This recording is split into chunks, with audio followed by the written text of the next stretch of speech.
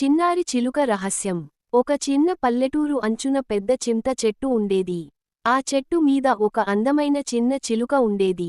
ఆ చిలుక మాటలు మధురంగా ఉండి, ఊరి పిల్లలతో రోజూ ఆడుకునేది.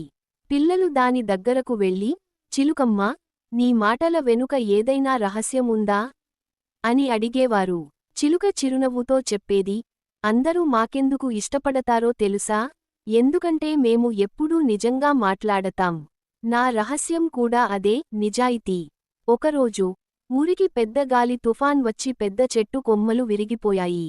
పిల్లలు భయంతో పరుగులు తీశారు, కాని చిలుక మాత్రం గాలి ఎటు వీస్తుందో చూసి, ఎగురుతూ సురక్షితమైన చోటుకు చేరింది.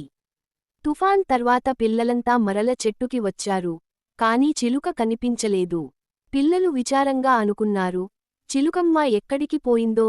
అప్పుడు ఒక్క చిన్నారి బాబు చూశాడు, చిలుక ఒక కొత్త చెట్టు మీద కూర్చొని ఉన్నది. అది పిల్లల దగ్గరకు వచ్చి చెప్పింది, గాలి ఎటు వీస్తుందో తెలుసుకొని, మన దారిని మారిస్తే, ఎప్పుడూ సురక్షితంగా ఉండగలం. ఇది నా రెండో రహస్యం. ఆ రోజు పిల్లలందరూ చిలుక మాటలు గుర్తుంచుకున్నారు. ప్రతి సమస్యలోనూ శాంతంగా ఆలోచించి, దానికి సరైన మార్గం వెతకాలని నిశ్చయించుకున్నారు. ఇలాగే ఆ చిన్న చిలుక, పిల్లల జీవితానికి ఒక మంచి గురువులా మారింది.